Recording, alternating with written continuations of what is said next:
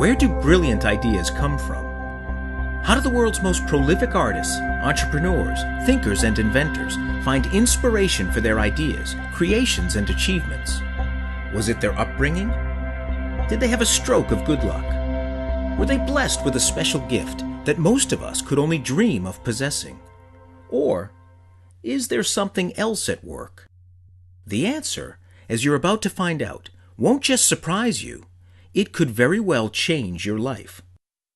Back in 1937, personal development pioneer Napoleon Hill published Think and Grow Rich, a book that has become one of the most influential publications of all time, packed full of powerful techniques and instructions on how to develop a wealthy mindset and achieve success beyond your wildest dreams.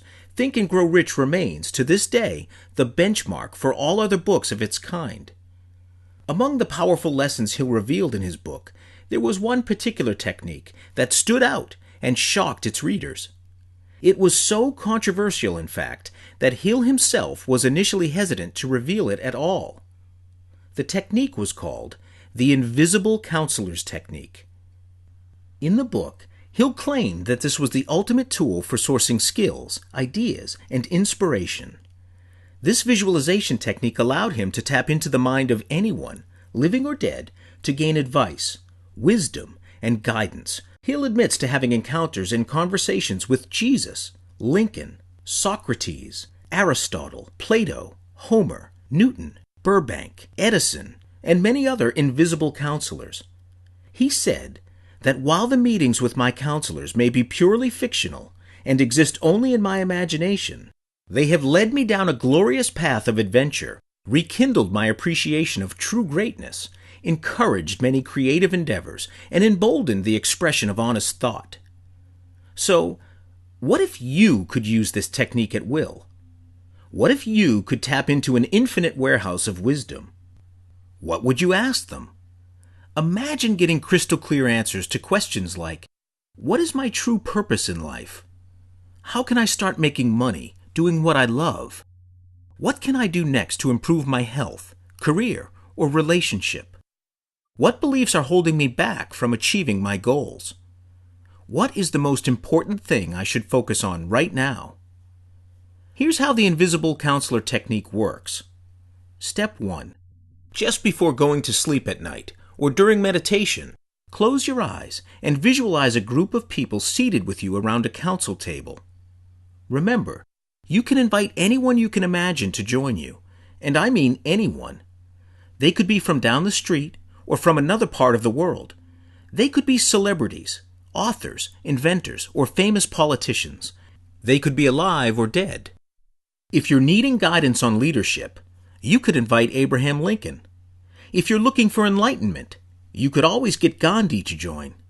If it's financial success you want to discuss, why not bring in Warren Buffett? If you'd like advice on how to grow your business and make your mark in the world, go ahead and call on Sir Richard Branson. You get the idea. Now, once you've got your counselors, you become the chairman and prepare to lead the discussion. Step 2. Be sure to have a definitive purpose for holding these council meetings. Your definitive purpose can be anything you're looking to change or improve in your life, or even just something you're looking for advice on. Since all of this happens in your mind, your imagination is the only limit. Step 3. Call on the council members for any wisdom, knowledge, and guidance you wish to receive. You can do this by asking each counselor any question you'd like. Then, keep an open mind and be ready to receive advice and answers in a number of unique ways. Simple enough, right? Well, here's where things get a little weird and controversial. When Hill originally developed the technique, he had meant for it to be completely imaginary, meaning the encounters with his invisible counselors would be nothing more than vivid visualizations. But that wasn't the case. After using the technique a few times, Hill found it to be far more profound, far more real than he ever thought possible. He reported that during each visualization, his invisible counselors started taking on lives of their own. Hill is quoted describing his experience in detail. Each of these 9 men developed individual characteristics which surprised me. For example, Lincoln developed the habit of always being late, then walking around in a solemn parade. Burbank and Payne often indulged in witty repartee, which seemed at times to shock the other members of the cabinet.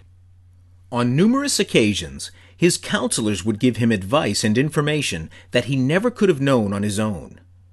But how could this be possible if it was happening inside his head? How could he be seeing, hearing, and learning things outside his own realm of knowledge? What was going on? Was Hill actually communicating with his counselors on another plane of existence, or did he simply have an overactive imagination? Before you jump to any conclusions, consider this. Napoleon Hill was not alone. For centuries, some of the world's most successful and influential people have reported experiencing similar inexplicable flashes of inspiration. Thomas Edison, one of the most recognized inventors of all time, was quite fond of taking afternoon naps.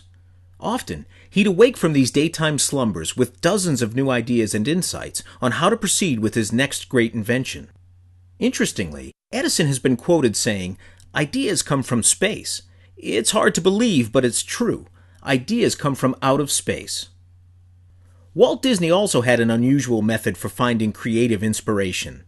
Whenever he had an idea, Disney would run it through a meticulous three-step process made to guarantee that the idea was unique and feasible. So what was the first step? Analyze market conditions? Study the competition? Plan the budget? No. He would simply close his eyes and imagine. All of these highly successful people had one thing in common. They discovered how to tap into a force beyond the confines of their conscious minds and draw from it an infinite amount of wisdom, inspiration, and success. And you could be doing this too. Just imagine what you could achieve if you had access to an endless supply of knowledge that was easily downloaded into your mind, like a scene from The Matrix. You could be a successful entrepreneur, an award-winning painter, a martial arts master, or a famous writer. You could be a better leader. You could be anyone you want to be. Edison and Disney were onto something. Their techniques for tapping into the subconscious mind to gain wisdom and inspiration actually work.